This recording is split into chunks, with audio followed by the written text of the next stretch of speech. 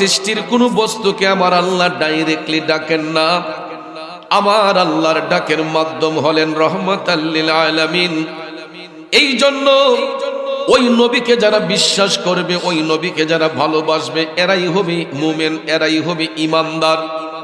আল্লাহ তাআলা জানতেন এই পৃথিবীর মধ্যে এমন কিছু দাজ্জাল থাকবে, কাযযাব থাকবে, ব্যভিচারী থাকবে, যারা দয়াল নবীর শানে বেয়াদবি করবে, দয়াল নবীরে কষ্ট দিবে, নবীর আদেশকে মানবে না। এই জন্য আমার আল্লাহ ঈমানদারদেরকে আহ্বান করেছেন, কোন বেঈমান মুনাফিককে নয়। আয়াতে পাকের মধ্যে আল্লাহ তাআলা বলেছেন, ইয়া আইয়ুহাল্লাযীনা আমানু, হে আমার ঈমানদারের দলেরা। এখানে কিন্তু আমানু শব্দটি আমার আল্লাহ উচ্চারণ নাও করতে পারতেন, শুধু বলতে পারতেন ইয়া আইয়ুহান নাস, হে মানব জাতি। কথা বলেন ঠিক কিনা? এ বন্ধুরা আমার, আল্লাহ রাব্বুল আলামিন হে মানব জাতি বলে ডাকেন নাই। এই আয়াতে পাকের শুরুতে আল্লাহ বলেছেন ইয়া আইয়ুহাল্লাযীনা আমানু, হে আমার ঈমানদারের দলেরা, ইস্তাজিবু লিল্লাহি ওয়ালির রাসূল, আল্লাহ এবং তার রাসূলের ডাকে সাড়া দাও। এখন দেখেন আমার আল্লাহ নিজের ডাকের সঙ্গে নবীর ডাকটাকে অ্যাড করেছেন, স্পষ্ট করে, অস্পষ্ট নয়, স্পষ্ট করে আল্লাহ বলেছেন ইস্তাজিবু লিল্লাহি ওয়ালির রাসূল, আল্লাহ এবং তার রাসূলের ডাকে সাড়া দাও। ইযা দাআকুম লিমা ইউহয়িকুম, যখন রাসূল তোমাদিগকে এমন কিছুর প্রতি আহ্বান করবে যা তোমাদেরকে নতুন জীবন ফিরিয়ে দিবে, নতুন জীবন দান করে দিবে। ও বন্ধু, এটা হলো আয়াতে পাকের সরল তরজমা, কোরআনে পাকের ভাষায় মূল অর্থটা বললাম। এবার এই আয়াতে পাকের তাফসীরের দিকে যদি নজর করা হয়, জগৎ বিখ্যাত তাফসীর, তাফসীরে রুহুল বায়ান, এই আয়াতে পাকের তাফসীর করতে গিয়ে বলা হয়েছে আল্লাহ রাব্বুল আলামিন জানতেন পৃথিবীতে দাজ্জাল থাকবে, কাযযাব থাকবে, ব্যভিচারী থাকবে, মুনাফিক থাকবে, বেঈমান থাকবে, যারা আল্লাহর হাবিবকে ভালোবাসবে না, ফলো করবে না। এই জন্য আল্লাহ তাআলা এখানে আমানু শব্দটি ব্যবহার করে ঈমানদারদেরকে আল্লাহ সম্মানিত করেছেন। ঈমানদারদেরকে আমার আল্লাহ সম্মানিত করেছেন। বন্ধুরা আমার, সব মানুষ ঈমানদার নয়। মানুষের মধ্যে দুই ধরনের মানুষ আছে, কিছু কিছু মানুষ হবে মুমিন, কিছু কিছু মানুষ হবে মুনাফিক। কিছু কিছু মানুষ হবে ঈমানদার, আবার কিছু মানুষ হবে বেঈমান। কথা বলেন ঠিক কিনা? বেঈমান মুনাফিক যারা, এরা কোনোদিন আল্লাহর প্রিয় হয় না। বেঈমান মুনাফিক যারা, এরা কোনোদিন আল্লাহর বন্ধু হয় না। আল্লাহর বন্ধু হবে একমাত্র তারা যারা হবে মুত্তাকি, যারা ঈমানদার, যারা পরহেজগার, এরাই হবে আল্লাহর ওলি, এরাই হবে আল্লাহর বন্ধু। কথা বলেন ঠিক না বেঠে? এই জন্য আল্লাহ রাব্বুল আলামিন আয়াতে পাকের মধ্যে ঈমানদারদেরকে ইজ্জত দিয়ে বলেছেন ইয়া আইয়ুহাল্লাযীনা আমানু, হে আমার ঈমানদারের দলেরা, ইস্তাজিবু লিল্লাহি ওয়ালির রাসূল, আল্লাহ এবং তার রাসূলের ডাকে সাড়া দাও। এখন ভাইয়ের আমার, বন্ধুরা আমার, প্রশ্ন হলো আল্লাহর ডাকের সঙ্গে নবীর ডাকটাকে কেন অ্যাড করা হলো? বাজান, তাফসীরে রুহুল বায়ান প্রমাণ করেছে আমার আল্লাহ সৃষ্টির কোনো বস্তুকে ডাইরেক্টলি ডাকেন না। আমার আল্লাহ মাধ্যম ব্যতি রেখে সৃষ্টির কোনো বস্তুকে ডাকেন না। আপনারা বলেন তো, আজ পর্যন্ত কোনোদিন কি আমার আল্লাহর ডাক শুনছেন? আল্লাহ কেউরে নাম ধরে ডাকছে শুনছেন? বাজার, সৃষ্টির কোনো বস্তুকে আমার আল্লাহ ডাইরেক্টলি ডাকেন না। এই জন্য আমার আল্লাহ মাধ্যম হিসেবে ব্যবহার করেছেন আপন হাবিব রহমাতাল লিল আলামিন নবী মুহাম্মদুর রাসূলুল্লাহ সাল্লাল্লাহু আলাইহি ওয়াসাল্লামকে। ঠিক না বিঠে? তাইলে ওই নবীকে ইজ্জত দিয়েছেন কে? আল্লাহ দিয়েছেন নবীকে সম্মান, তোমারি হিংসাই হবে কি? আল্লাহ দিয়েছে নবীকে সম্মান। ঠিক কিনা? দুনিয়ার মানুষগুলা ইজ্জত দিলেই কি না দিলেই কি, আমার আল্লাহ কয় ও হাবিব ওয়া রাফা'না লাকা যিকরাক, আপনার ইজ্জত, আপনার প্রশংসা আমি আল্লাহ বাড়াইয়া দিছে। দুনিয়ার মোল্লা মুন্সি রসুলকে ইজ্জত দিলেই কি না দিলেই কি, নবীর ইজ্জত, নবীর প্রশংসা বাড়াইয়া পাঠাইয়া দিছেন কে? এই জন্য চট্টগ্রামের কবি লিখেছেন, রসুল আমরা তোমায় না চিনিলে তোমার কে আসে যায়, মোরা তোমায় না চিনিলে তোমার কে আসে যায়। দুনো জাহান নবীজির নবীজির নবীজির, দুনো জাহান নবীজির নুরি কদমে ঝুকায়। ঠিক কিনা বলেন? আরো জোরে বলেন ঠিক কিনা? দুনো জাহান নবীজির নুরি কদমে ঝুকায়, মোরা তোমায় না চিনিলে তোমার কে আসে যায়। দুনো জাহান নবীজির নুরি কদমে ঝুকায়। একটা জবানও বন্ধ রাখবেন না গো, চিৎকার মেরে বলি আল্লাহু আকবার। আর একটু মায়ার সুরে বলি ইয়া রাসূলুল্লাহ। জগতের বন্ধুরা রে, ও মুরব্বী বাবাজিরা, আমার সম্মানিত মা বোনরা, সৃষ্টির কোন বস্তুকে আল্লাহ তাআলা ডাইরেক্টলি ডাকেন না, মাধ্যম হিসেবে আমার আল্লাহ আপন হাবিবকে ব্যবহার করেছেন। এই জন্য আমার আল্লাহ দয়াল নবীর ডাকটাও অ্যাড করেছেন। এই জন্য তাফসিরে রুহুল বয়ান প্রমাণ করেছে, আল্লাহর পক্ষ হতে সৃষ্টির কোন বস্তুকে যখন রসুল ডাক দেন, আহ্বান করেন, ওই ব্যক্তি নামাজরত অবস্থায় থাকুক, ওজিফা লিপ্ত অবস্থায় থাকুক, ব্যক্তিগত কাজে থাকুক, সামাজিক কাজে থাকুক, সর্বাবস্থায় রসুল যখন ডাক দিবেন, সব কিছু ছেড়ে দিয়া আমার নবীর ডাকে সাড়া দেওয়া হচ্ছে জরুর। আরো জোরে কন্যা সুবহানাল্লাহ। নামাজে থাকুক, ওজিফা পড়া থাকুক, কোরআন তেলাওয়াতে থাকুক, যেই কোনো ইবাদতে থাকুক, রসুল যখন কাউকে ডাক দিবে সব কিছু ছেড়ে দিয়া নবীর ডাকে সাড়া দেওয়াটা জরুর। কারণ রসুল তো ব্যক্তিগত কাজে কাউকে ডাকবেন না, আল্লাহর পক্ষ থেকেই রসুল সৃষ্টির বস্তুকে ডাকবে। কথা বলেন ঠিক না বেঠে? তাইলে ভাইয়ের আমার, বন্ধুরা আমার, ওই নবীর তাজিম অন্তরে রাখা দরকার আছে না নাই? এই আয়াতে পাকের তাফসীর যদি আমাদেরকে বুঝতে হয়, সাহাবায়ে কেরামের জীবন পদ্ধতি অনুসরণ করতে হবে। আজকে আমরা জেনে নেব আমার নবীর ডাকে সাহাবায়ে কেরাম কেমনে সাড়া দিয়েছেন। আব্বাজিরা আমার, এ নবীর প্রেমিকেরা, গভীর মনোযোগ মনোযোগ। আমার নবীকে সাহাবায়ে কেরাম কতটুকু ভালোবাসতেন, কিভাবে তারা মন উজাড় করে নবীর প্রতি শ্রদ্ধাশীল থাকতেন, একটু বললে কি আপনাদের কষ্ট হবে? বন্ধুরে বন্ধু, আলোচনাটা যদিও কমন, এই নবী প্রেমের আলোচনা যত শোনা যায় ততই ঈমানটা তাজা হয়। ভাইয়েরা আমার, বন্ধুরা আমার, একটা পুরুষ এবং একটা নারী, তাদের জীবনের অমূল্য রাত হচ্ছে বাসর রাত। কথা কোন ঠিক কিনা? একটা নারী, একটা পুরুষ, সাবালক সাবালিকা, যেই দিন নেকাহের বন্ধন হয়, আপনারা বলেন ওই দিনের মধ্যে তো দুলহা তো একজনই থাকে, ঠিক না বেঠি? রানীও থাকে একজন, নাকি অন্যজন থাকে? ওই দিনটা স্বামী এবং স্ত্রীর জন্য ইম্পর্টেন্ট একটা রাত, যেটাকে বাসর রাত বলা হয়, ঠিক কিনা বলেন? স্বামীর বাড়ি যদি নারায়ণপুর হয়, স্ত্রীর বাড়ি ইব্রাহিমপুর, স্বামীর বাড়ি যদি নবীনগর হয়, অনেক সময় স্ত্রীর বাড়ি হয় ভৈরব, নরসিংদী, ব্রাহ্মণবাড়িয়া অথবা কোনো একটা গ্রামে। কিন্তু শরীয়তের বন্ধন যখন হয়, ওই দূরের মানুষটা একটা বালিশের মধ্যে চলে আসে, একটা বিছানার মধ্যে চলে আসে। কথা বলেন ঠিক কিনা?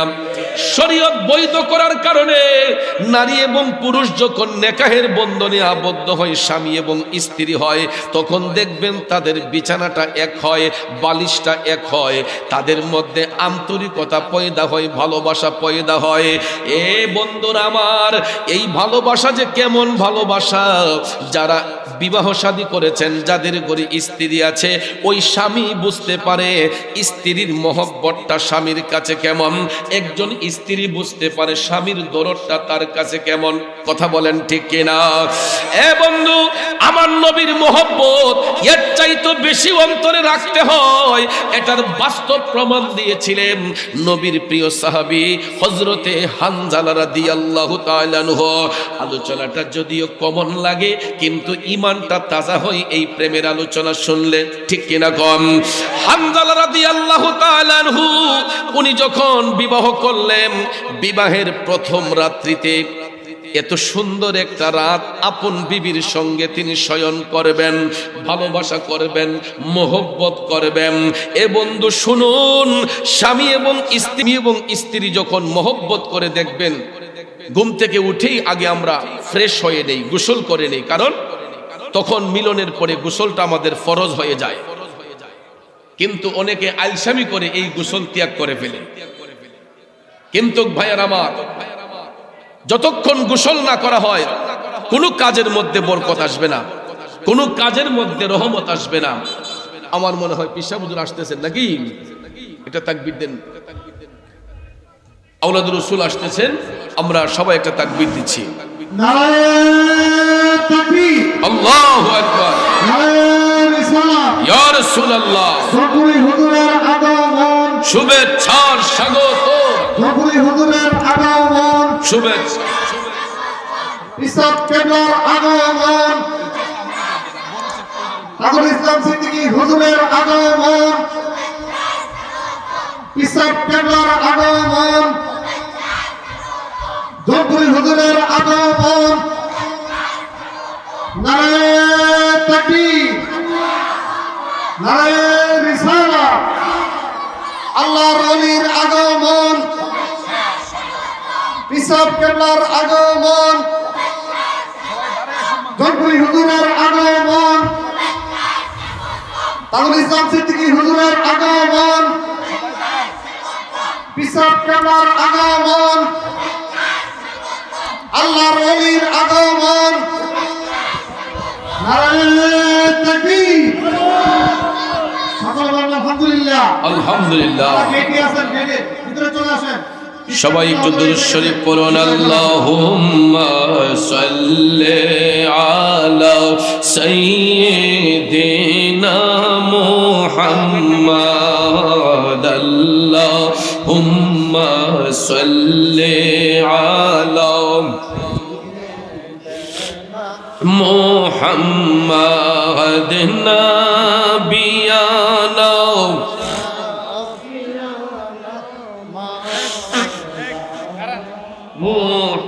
মুহাম্মাদ নাবিয়ানা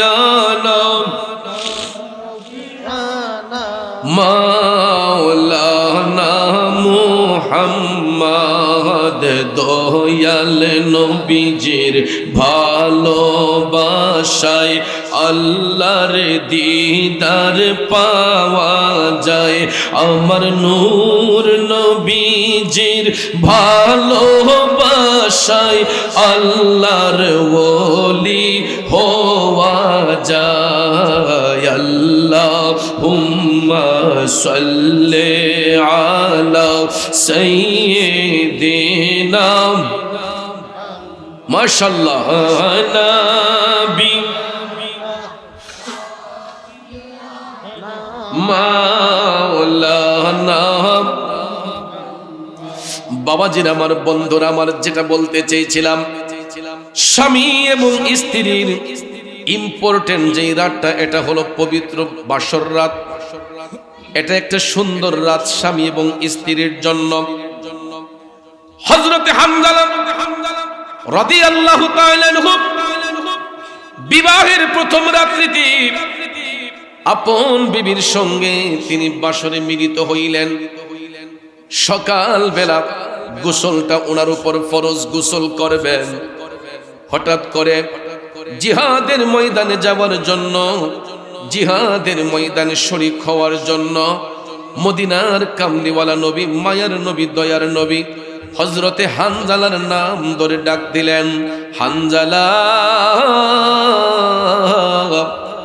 ডাকটা শোনার সঙ্গে সঙ্গে হযরতে হানজালা তিনি ফরজ গোসল করবেন, কিন্তু রাসূল যখন ডাক দিলেন তিনি আমার দয়াল নবীর ডাকের মধ্যে সাড়া দিয়া লাব্বাইক ইয়া রাসূলুল্লাহ বলে নবীর কদম মোবারকে হাজির হয়ে গেলেন। ভাইয়ের আমার, হযরতে হানজালার উপর গোসল ফরজ আমার নবী জানেন কি জানেন না? এই বিশ্বাস আছে না নাই? আপনারা বলুন, রাসূল জানতেন কিনা? আমার কামলিওয়ালা নবী এক এক ভাবে উম্মতের ঈমান পরীক্ষা করতেন।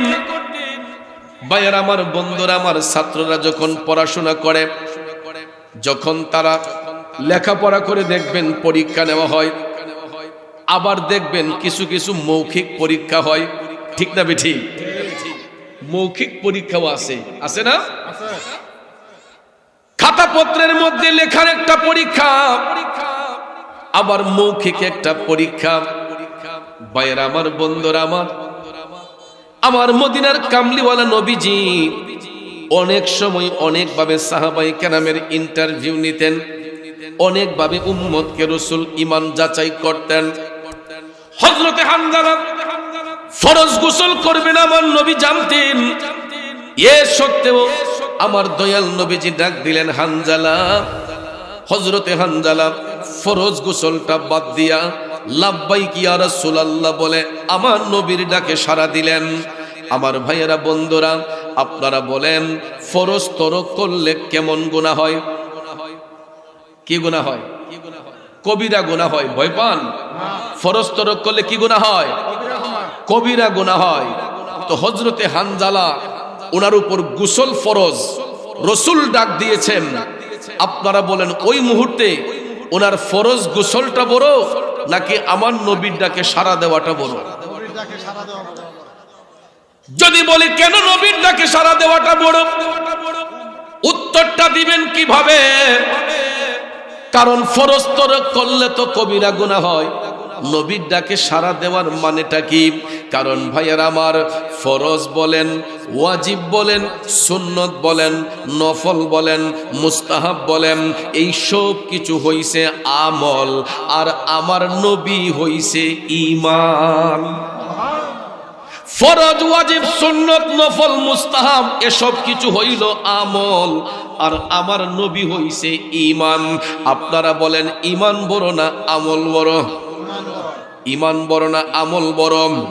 বাজানো, আমল যদি কম বেশি হয় আমার আল্লাহ আমলের কারণে বান্দাকে জাহান্নামে ঠেলে দিবে না। আমল যদি কম হয় আল্লাহ রাব্বুল আলামিন হয়তো শাস্তি প্রদান করবে। বান্দা যদি চোখের পানি চাইরা ক্ষমা চায় আল্লাহ মাফ করে দিবে। কিন্তু বাজান, ঈমান নাই, আমল আছে, ওই আমলের কোনো মূল্য নাই। ঈমান আছে, আমল যদি একটু কম হয় এর কারণে আল্লাহ বান্দাকে জাহান্নামে ঠেলে দিবে না, তওবার মাধ্যমে আল্লাহ বান্দাকে ক্ষমা করবে। এই জন্য ভাইয়ের আমার, ঈমানের দাম বহু, আর আমাদের ঈমান হলো রহমাতাল লিল আলামিন। কথা বলেন ঠিক কিনা? আরো জোরে বলেন ঠিক না বেঠে? এই জন্য কবি বলেছেন, পলকে জীবন দিয়ে দেব যদি নবী তুমি চাও, কলিজা টুকরা করে দেব যদি নবী তুমি চাও। ও গোয়ারি জি আমার এই অধমের একবার দেখা দাও, হাবিবি ইয়া রাসূলুল্লাহ, হাবিবি ইয়া হাবিবাল্লাহ, হাবিবি ইয়া রাসূলুল্লাহ, হাবিবি ইয়া হাবিবাল্লাহ। পলকে জীবন দিয়ে দেব যদি নবী তুমি চাও, কলিজা টুকরা করে দেব যদি নবী তুমি চাও। ও গোয়ারি জি আমার এই অধমের একবার দেখা দাও, হাবিবি ইয়া রাসূলুল্লাহ, বলো না ইয়া হাবিবাল্লাহ, বলো না ইয়া রাসূলুল্লাহ, বলো না ইয়া। হাবিবি ইয়া রাসূলুল্লাহ, হাবিবি ইয়া হাবিবাল্লাহ। একটা জবান বন্ধ রাখবেন না গো, চিৎকার মেরে বলি ইয়া রাসূলুল্লাহ। জগতের বন্ধুরা রে, ও মুরব্বী বাবাজিরা গো, আমার সম্মানিত মা বোনরা যারা শুনছেন, বলতেছিলাম কি, হযরতে হানজালা চিন্তা করলেন ফরজ ইবাদত তরক করলে কবিরা গুনাহ যদিও হয়, কিন্তু আমাকে তো রাসূল ডাক দিয়েছেন, আমি তো নবীর ডাকে সাড়া দিতে হবে। লাব্বাইক ইয়া রাসূলুল্লাহ বলেন নবীর কদমে যখন হাজির হয়ে গেলেন, আমার রাসূল বললেন, হানজালা আর দেরি করা যাবে না, তাড়াতাড়ি জিহাদের ময়দানে শরীক হয়ে যাও। সঙ্গে সঙ্গে হযরতে হানজালা ফরজ গোসলটা বাদ দিয়া তরবারি হাতের মধ্যে নিয়ে তিনি জিহাদের ময়দানে গেলেন। ময়দানে যখন চলে গেলেন, জিহাদের ময়দান উত্তপ্ত, শত্রুপক্ষরা যখন চতুর্দিকে হামলা চালাচ্ছে, হযরতে হানজালা তরবারি হাতের মধ্যে নিয়ে যখন তিনি ঘুরাইতে লাগলেন, কিন্তু দেখা যায় ডান দিকে আঘাত ফিরালে বাম দিকে আঘাত লাগে গায়ে, বাম দিকে ফিরালে ডান পাশের আঘাত গায়ে লাগে, সামনে ফিরালে পিছনে লাগে, পিছনে ফিরালে সামনে লাগে। বন্ধুরে,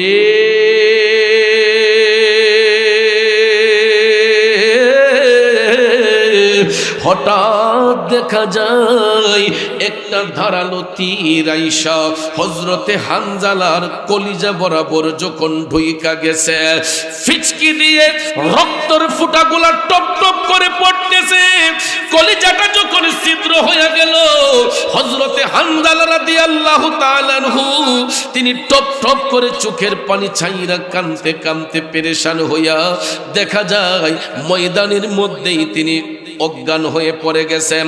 জিহাদের ময়দানে ঢলে যখন পড়ে গেছেন, একাধিক তীরের আঘাত গায়ে ঢোকার কারণে রক্তক্ষরণ হয়েছে।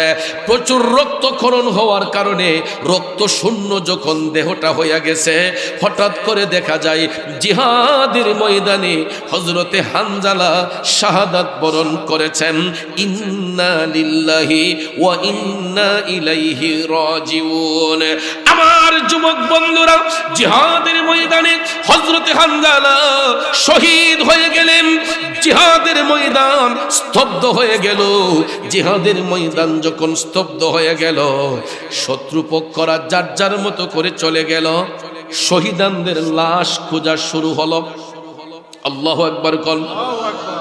নবীর পক্ষে যারা অংশগ্রহণ করেছিলেন তাদের লাশ যখন খোঁজা শুরু হয়ে গেল, একজন একজন করে খুঁজতে খুঁজতে দেখা যায় অনেকের লাশ খুঁজে পাওয়া গেল।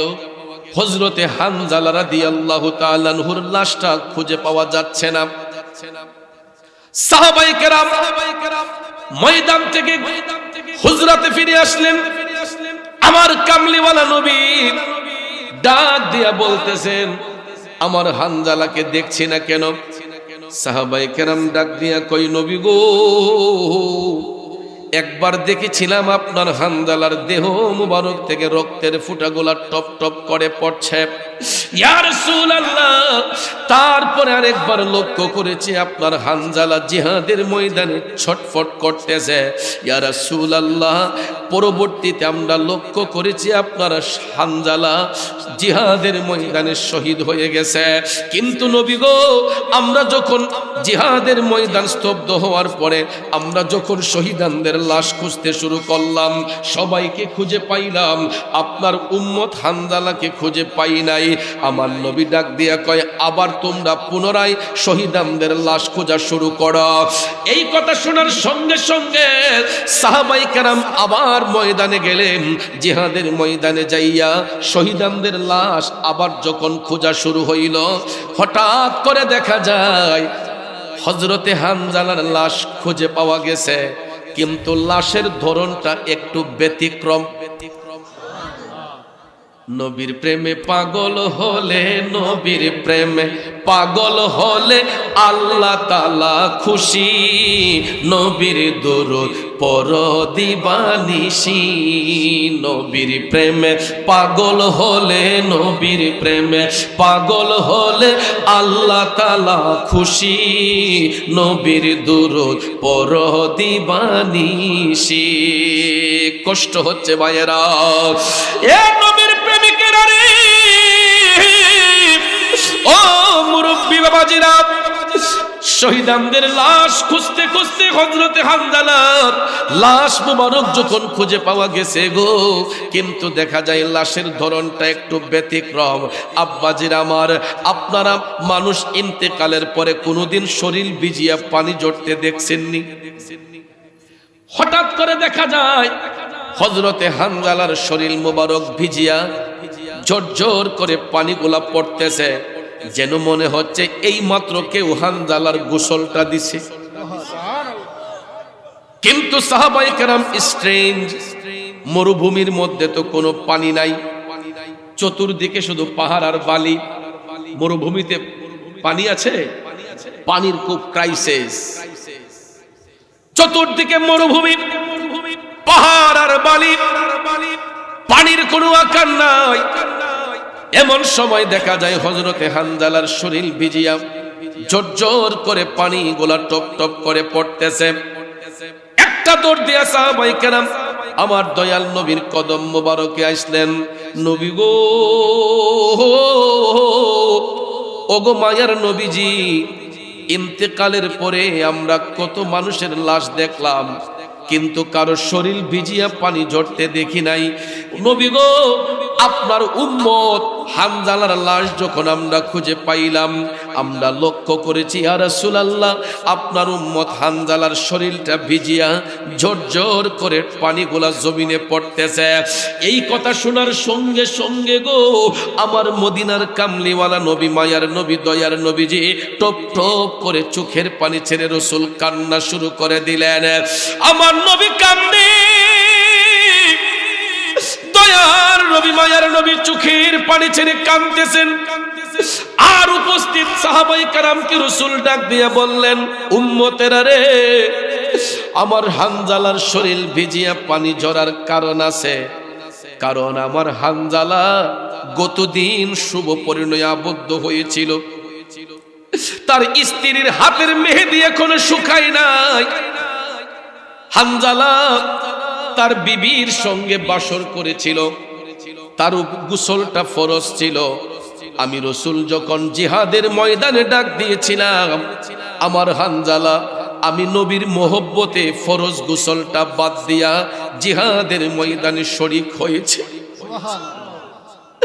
এই আমার উম্মতেরা শোনো আমার হামজালা জিহাদের ময়দানে শরীক হয়েছে শত্রুরা যখন তার দিকে তীর নিক্ষেপ করেছে আমার হামজালার শরীর থেকে রক্তক্ষরণ হওয়ার কারণে জিহাদের ময়দানে আমার হামজালা শহীদ হয়েছে কিন্তু তার ফরজ গোসলটা তো বাকি ছিল ঠিক কিনা আমার নবী কামলিওয়ালা বলছেন আমার হামজালাকে ফরজ গোসল দেওয়ার জন্য আমার আল্লাহ রহমতের ফেরেশতা পাঠাইছে কাউসারের পানি দিয়া রহমতের ফেরেশতারা কাউসারের পানি দিয়া আমার হামজালার ফরজ গোসল আদায় করেছে আর জোরে জোরে কন্যা সুবহানাল্লাহ আরে এমন দয়ালো নবী আমরা কোথায় গেলে পাবো রে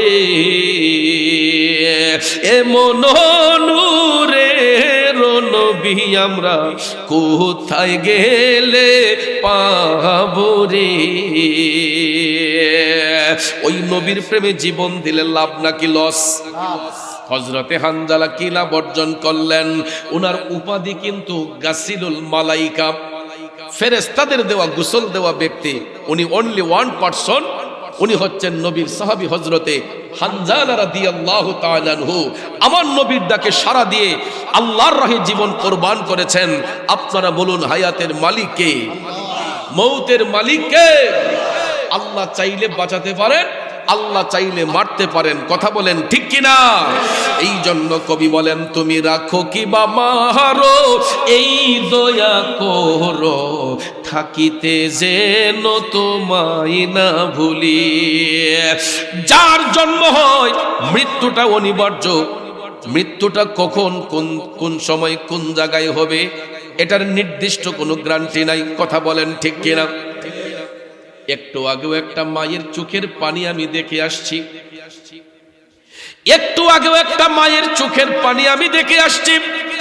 মা টপ টপ করে চোখের পানি চাইরা কান্দা কান্দা আমারে কইছে, হুজুর আমার ছেলে আব্দুর রহিমের জন্য একটু দোয়া কইরে। একটা মাত্র ছেলে, মায়ের বুকটা শূন্য করে আল্লাহর ডাকে সাড়া দিয়েছে। দুর্ঘটনার শিকার হয়ে, অ্যাক্সিডেন্টের শিকার হয়ে মা দুনিয়াতে আছে, মায়ের কোল খালি করে সন্তান চলে গেছে। আব্বারে, আমরা তো অনেকেই মনে করি যে শুধু সন্তানের কাঁধেই মনে হয় পিতার লাশ বহন করা হয়, কিন্তু পৃথিবীর ইতিহাসে এমন কিছু ঘটনা আছে রে বাজান, অনেক সময় পিতার কাঁধেও সন্তানের লাশ বহন করতে হয়। এই আব্দুর রহিমের মা টপ টপ করে চোখের পানি ছেড়ে কান্না সন্তানের জন্য দোয়া চাইলো। আজকে মা আছে, ছেলে নাই। অনেক সময় দেখা যায় ছেলে আছে, মা নাই। অনেক সময় দেখা যায় ছেলে আছে, বাবা নাই। বাবা আছে, সন্তান নাই। মোট কথা, মৃত্যুর ডাক যখন যার সামনে আসবে সবাইকে মৃত্যুর ডাকে সাড়া দিতে হবে। এই জন্য কবি বলেছেন, জন্মিলে মরিতে হবে, ওরে এ ভবরঙ্গ হবে যে ভঙ্গ ছবি, সাদেরই অঙ্গ তোমার মাটিতে মিলাবে, সাদেরই অঙ্গ তোমার মাটিতে মিলাবে, জন্মিলে মরিতে হবে। কথা বলেন ঠিক কিনা বন্ধুরে? মরেই যেহেতু যাব, দুনিয়াটা যেহেতু আমার আপনার জন্য চিরস্থায়ী নয়, দুনিয়া ছেড়ে যাবার আগে তো আল্লাহকে পাইতে হবে, নবীনকে চিনতে হবে, ঠিক না বেঠে? আল্লাহ পাইতে হবে, রসুলকে চিনতে হবে।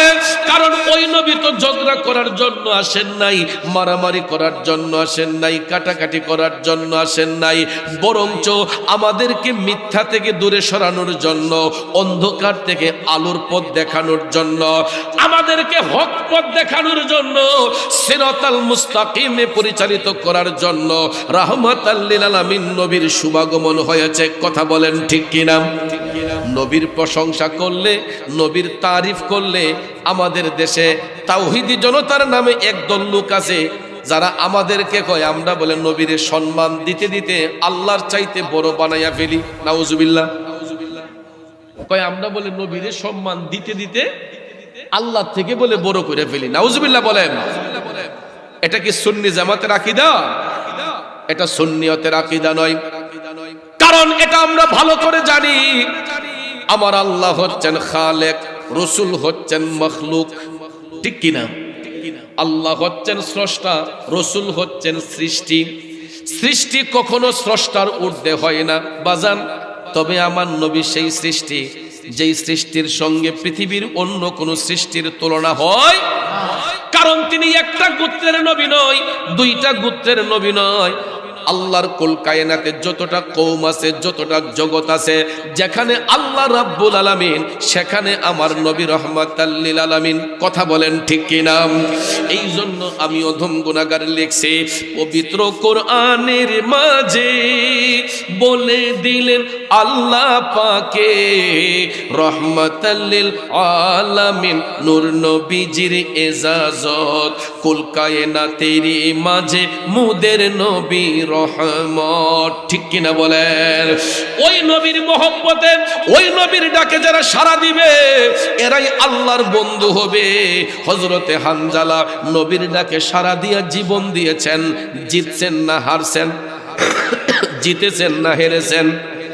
ইজ্জত বেড়েছে না কমছে? বন্ধুরা, শুধু তাই নয়, তাহাবি শরীফের আরেকটা বর্ণনায় পাইলাম হযরতে হানজালা নবীর প্রেমে জীবন দিয়া উপাধি পাইলেন গাসিলুল মালাইকা। আরেকজন সাহাবী নবীর ডাকে সাড়া দিয়ে ওনার ঈমানকে তাজা করেছেন। এই সাহাবীর নাম হচ্ছে হযরতে উবাই ইবনে কাব রাদিয়াল্লাহু তাআলা আনহু, চিল্লায়া কোন আল্লাহু আকবার। এটা তাহাবি শরীফের বর্ণনা এসেছে, সাহাবী উবাই ইবনে কাব রাদিয়াল্লাহু তাআলা আনহু উনি ওনার হুজরা শরীফে পাঞ্জাগানা নামাজ পড়তেছেন, পাঞ্জাগানা নামাজ পড়তেছেন। ভাইয়ের আমার, আমরা তো পাঞ্জাগানা নামাজ খুব কমই পড়ি, ফরজই তো পড়ি না, পাঞ্জাগানা কখন আদায় করব? কিন্তু প্রত্যেকের ঘরে ঘরে নামাজের নির্দিষ্ট স্থান রাখা দরকার, ঠিক কিনা বলেন? আমরা যে নফল বন্দেগীগুলা করি এগুলা গোপনে করতে হয়, লুকালয়ের অন্তরালে। এই জন্য সুফি সাধকগণ তারা ইবাদতের জন্য নির্দিষ্ট খানকা তৈরি করেন। এই যে খানকা শরীফ, এখানে কি শুধু নাচানাচি হয়? এখানে শুধু আমল আখলাক হয়। কথা কোন ঠিক না বেঠিক? খানকা শরীফ মানে কি? ইবাদতের নির্দিষ্ট স্থান, ইবাদতের নির্দিষ্ট স্থান। এটা পাঞ্জাগানা, এটা ইবাদতের একটা নির্দিষ্ট স্থান হচ্ছে খানকা, খানকা শরীফ, যেখানে মালিককে তাল্লাশের জন্য রিয়া মুক্ত হয়ে, ফখর মুক্ত হয়ে একজন আল্লাহর বান্দা মৌলাকে তাল্লাশ করে, ওই জায়গাটার নাম হচ্ছে খানকা। প্রত্যেকের ঘরে ঘরে খানকা রাখা দরকার, কিন্তু আমরা তো পারি না। আমাদের বাচ্চা কাচ্চার জন্য পরিবেশ পরিস্থিতির মোকাবেলা হয়ে আমরা এই পরিবেশ গড়ে তৈরি করতে পারি না। কিন্তু কোনো এক সময় আমাদের মুসলিম পরিবারে এই অভ্যাস চালু ছিল। এখন তো ছেলে মেয়ের বিয়া শাদী হইলে নামাজের চকিটা দেয় না। আমি ছোটবেলায় দেখেছি গ্রাম অঞ্চলেও বা শহরের মধ্যেও যদি কোনো বিবাহ শাদী হইছে, মেয়ের বাবার বাড়ি থেকে আর কিছু না দেয়, একটা নামাজের চকি দিছে। ঠিক দি বাজান? নামাজের চকি দিছে খুশি হয়ে যে এটা আমার মেয়ে নামাজ পড়বে। প্রত্যেকের ঘরে আগে এক সাইডে নামাজের চকি থাকতো, কাঠ দিয়ে সেটা বানানো হতো, ছোট ছোট চকি থাকতো। কিন্তু এখনো আছে কিছু ঘরে, কিন্তু অনেক ঘরে নাই, ম্যাক্সিমাম ঘরে নাই। আমরা আস্তে আস্তে ইবাদত থেকে দূরে সরে যাচ্ছি। আমি এখনো চ্যালেঞ্জ করে বলতে পারবো, তাহাজ্জুদ তো দূরের কথা, এখানে যারা বসছেন অর্ধেকেরও বেশি মানুষ আজকে এশারের নামাজটা কাজা হয়েছে। মিথ্যা বলেছি? রাগ করেছেন? এখানে অনেক মানুষ আছেন মাগরিব কাজা হয়েছে, আসর কাজা হয়েছে, জোহর কাজা হয়েছে। ফজরের কথা বললে লজ্জা লাগে। প্রত্যেকটা মাহফিলে গেলেই একই অবস্থা। আজকে আমরা ইবাদত থেকে বিমুখ হওয়ার কারণে আমাদের দিল পাষাণ হয়ে যাচ্ছে। ঘরে খানকা রাখবো দূরের কথা, পাঞ্জাগানায় নামাজ পড়বো দূরের কথা, আমরা তো ফরজ। এই মানুষগুলাই আবার দেখা যায় টেলিভিশনের সামনে বসে সিনেমা দেখে। ওই মানুষগুলাই ঈদগার ময়দানে যায়, এই মানুষগুলাই মাহফিলের ময়দানে যায়। নাকি এরা অন্য দেশ থেকে? আমাদের মতো লোকগুলাই দেখা যায় যাত্রা গানের সামনে গিয়া বসি, পালা গানের সামনে বসি, নাটকের মঞ্চে বসি, টেলিভিশনের সামনে বসি। আবার ওই লোকগুলাই ওয়াজের মাহফিলে বসে, ওই লোকগুলাই মসজিদে গিয়ে নামাজ পড়ে, ওই লোকগুলাই ঈদগার নামাজ পড়ে। বাবাজির আমার, হয়তো মুরাদ চৌধুরীর কথাগুলো আজকে শুনতে একটু তিতা লাগতেছে, কিন্তু একটা কথা মনে রাখবেন, আল হাক্কু মুররুন, সত্য কথা তিতা লাগে, কিন্তু আব্বারে সত্যটাকে ভালোবাসবেন, সত্যটা গ্রহণ করবেন, কারণ জীবনটা ক্ষণস্থায়ী, যেই কোনো মুহূর্তে মৃত্যুর ডাক চলে আসতে পারে। আমি গতকালকেও একটা বাস্তব অভিজ্ঞতা থেকে বলছি। গতকালকেও আমি কসবা উপজেলার ধর্মপুর মাহফিল করে হবিগঞ্জের উদ্দেশ্যে যাচ্ছি। প্রতি রাত্রে যেই দোকানটাতে গিয়ে বসতাম, বিশ্ব রোডস্থ খাজা গরিবে নেওয়া সিএনজি পাম্প, এখানে সমস্ত সুন্নি আলেমদের একটা মিলন মেলা হয়, সমস্ত আলেমদের একটা মিলন মেলা হয়। মাহফিল শেষে যার দোকানে গিয়ে চা খেতাম, আমাকে কোনোদিন আমার বিল নেয় না, জোর করেও পারি না। অন্যরা যদি আমার সাথে থাকে খাইলে তাদের টাকা দেই, কিন্তু ওনার পীর মুর্শিদ দেখেন তাজিম কারে কয়। ওনার পীর আমাদের সুন্নিয়তের নবীর আলহাজ হাফেজ মুশাররফ হোসেন, আল্লামা মুশাররফ হোসেন হেলালি হুজুরের রুহানি সন্তান আমার সেলিম ভাই, ওই পাম্পের যিনি মালিক ছিলেন, ওই এখানে দোকানের যিনি পরিচালক ছিলেন, চায়ের দোকানে, কনফেকশনের দোকান। তা আমি কালকে মাহফিল শেষে ভাবছি দুইটা পান নেবো, পান খাবো। তা আমি ভাবছি যাইতেছি, তো আমি গিয়া গাড়িটা ওনার দোকানের সামনে ব্রেক দিছি। যাওয়ার পরে দেখি তার দোকানের যে কর্মচারীটা একটা দৌড় দিয়া আমার গাড়িতে আসছে। অন্যদিন এটার ডাক কেউ আনতে পারি না, সে আমার গাড়ি দিকেই দৌড় দিয়ে আইসে। আয়া হুজুর শুনছেন নি কুচ্ছ? আমি কই কিতারে? কয় সেলিম কাকা তো মারা গেছে। আমি গাড়ি কোস কি? আগামী বছর মাহফিল প্রসঙ্গে আরো কিছু আলোচনা হবে। পরিশেষে মোনাজাতের মাধ্যমে আপনাদের জন্য পর্যাপ্ত পরিমাণ তাবারুকের ব্যবস্থা করা হয়েছে। আমরা তাবারুক গ্রহণ করে সবাই আপন আপন বাড়িতে যাব। আল্লাহ পাক যেন শেষ মোনাজাত পর্যন্ত আমাদের সবাইকে ধৈর্যের সহিত বসার সুযোগ দান করেন। আমরা সকলে বলি আমিন। আরেকটু জবান ছেড়ে বলি আমিন। ভাইয়েরা আমার, গোটা সৃষ্টি জগতের মালিক একমাত্র। পিছনের ভাইরা বলুন মালিক। আমার আপনার মালিক, সব কিছুর মালিক সেই আল্লাহকে কখনো কোনোদিন দেখেছেন? না দেখে আমরা বিশ্বাস করি তিনি আমাদের মালিক। কথা বলেন ঠিক কিনা? এটার নামই হচ্ছে ঈমান, এটার নামই হচ্ছে বিশ্বাস। আমরা যাকে দেখি না, না দেখেও আমরা অন্তর দিয়ে স্বীকার করি তিনি সবকিছুর মালিক। কুল হুয়াল্লাহু আহাদ। আল্লাহ তাআলা বলেন আপনি বলে দিন যে আমি আল্লাহ এক ও দ্বিতীয়। আল্লাহর কোনো অংশীদারিত্ব আছে? আল্লাহর সাথে কারো কোনো শরীক আছে?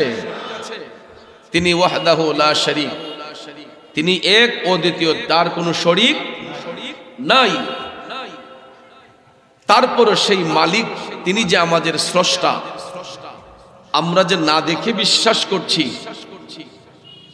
এটা কার মাধ্যমে বিশ্বাস করছি? আল্লাহর পক্ষ হতে এই জগৎকে আলোকিত করার জন্য, আল্লাহর পরিচয় বলে দেওয়ার জন্য যাকে আল্লাহ পৃথিবীতে পাঠিয়েছেন উনি হচ্ছেন রাহমাতাল লিল আলামিন। আপনারা বলুন, যদি রসুল না আসতেন আমরা কি এই সুন্দর পরিবেশ পেতাম? যদি রসুল না আসতেন পৃথিবীতে সামাজিকতা বলতে কিছু থাকতো? নমনীয়তা থাকতো? ভদ্রতা থাকতো? ডিসিপ্লিন থাকতো? কিছুই থাকতো না। ইভেন তিনি যে আমাদের মালিক মহান আল্লাহকে আমরা চিনতাম না যদি রসুল আল্লাহর পক্ষ থেকে প্রেরিত না হতেন। ঠিক কিনা বলেন? তাইলে যেই আল্লাহ হাজারটা অপরাধ করার পরও আমাদের অপরাধ গুলা ঢেকে রেখেছেন, এই জবান দিয়ে সেই মহান মালিকের প্রশংসা করা দরকার আছে না নাই? তাইলে আসুন সবাই আপন আপন কালবের দিকে মুতাওয়াজ্জি হইয়া একটু দরদ মাখা কণ্ঠে আল্লাহ রাব্বুল আলামিনের জিকিরে মশগুল হইয়া যাই। সবাই একটু আমার সাথে জিকির করুন ইসমে জাত আল্লাহ আল্লাহ আল্লাহ আল্লাহ আল্লাহ আল্লাহ আল্লাহ আল্লাহ আল্লাহ আল্লাহ আল্লাহ আল্লাহ আল্লাহ আল্লাহ আল্লাহ আল্লাহ আল্লাহ আল্লাহ জপ মন রে আল্লাহ করো সাধনা। আল্লাহ আল্লাহ জপ মন রে আল্লাহ করো সাধনা। আল্লাহর নামটি না লইলে, আল্লাহর নামটি না লইলে কলব জিন্দা হবে না। আল্লাহ আল্লাহ জপ মন রে আল্লাহ করো সাধনা। আল্লাহ আল্লাহ আল্লাহ আল্লাহ আল্লাহ আল্লাহ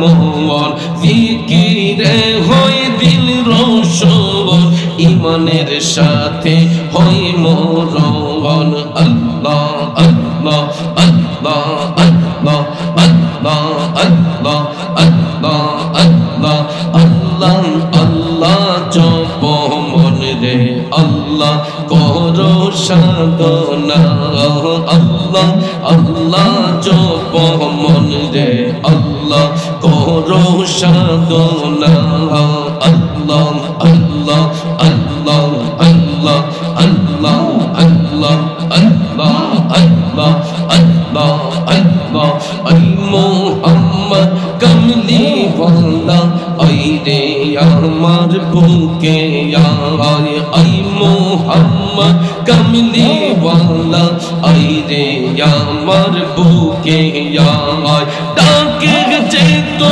পাগলেরা ডাকে যে তো আশিকেরা শান্তি দে মোর কোলে যায় আই মোহাম্মদ কমলি ওয়ালা আই রে আমার বুকে আয় আল্লাহ আল্লাহ আল্লাহ আল্লাহ আল্লাহ আল্লাহ চাঁদ সূর্য চার গ্রহ তারা জিন ইনসানের ফেরেশতারা মাশাআল্লাহ মারহাবা চাঁদ সূর্য চার গ্রহ তারা জিন ইনসানের ফেরেশতারা মারহাবা চাঁদ সূর্য চার গ্রহ তারা জিন ইনসানের ফেরেশতারা তিন রজনী চাইছে তারা ফুল তুলে দিতে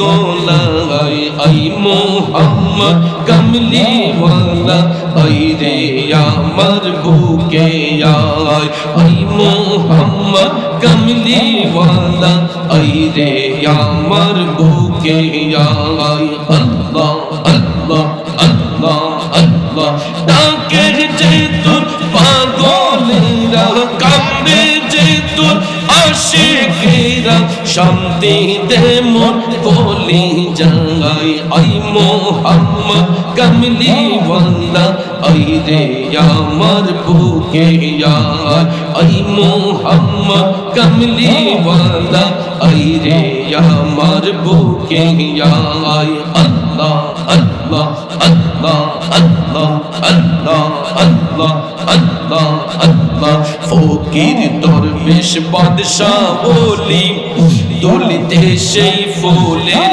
কলি দয়াল রে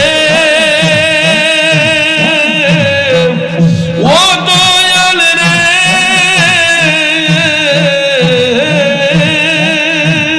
মাশাআল্লাহ মারহাবা ফকির দরবেশ বাদশাহ বলি তুলিতে সেই ফুলের কলি কাঁধে লইয়া ভিক্ষার ঝুলি কান্দিছে গাছের তলায় আই মোহাম্মদ কমলি ওয়ালা আই রে আমার বুকে আয় আই মোহাম্মদ মদিনা ওয়ালা আই রে আমার বুকে আয় আল্লাহ আল্লাহ আল্লাহ আল্লাহ আই মোহাম্মদ কমলি ওয়ালা আই রে আমার বুকে আয় আল্লাহ আল্লাহ আল্লাহ আল্লাহ আল্লাহ আল্লাহ আল্লাহ আল্লাহ আল্লাহ আল্লাহ আল্লাহ আল্লাহ আল্লাহ আল্লাহ আই মোহাম্মদ মদিনা ওয়ালা আই রে আমার বুকে আয় আল্লাহ আল্লাহ আল্লাহ আল্লাহ লা ইলাহা ইল্লাল্লাহু মুহাম্মাদুর রাসূলুল্লাহ সাল্লাল্লাহু আলাইহি ওয়াসাল্লাম। একটা জবান বন্ধ রাখবেন না, চিৎকার মেরে বলি আল্লাহু আকবার। আর একটু মায়ার সুরে বলি ইয়া রাসূলুল্লাহ। এ নবীর প্রেমিকেরা একটা জবানও বন্ধ রাখবেন না গো, চিৎকার মেরে বলুন ইয়া ওয়ালি আল্লাহ। বিসমিল্লাহির রহমানির রহিম। ইয়া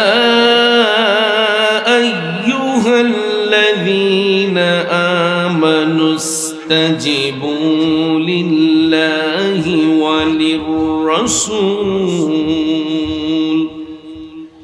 إذا دعاكم لما يحييكم صدق الله العظيم وصدق رسوله النبي الحبيب الكريم ونحن على ذلك من الشاهدين والشاكرين والحمد لله رب العالمين ربي صل وسلم وبارك عليهم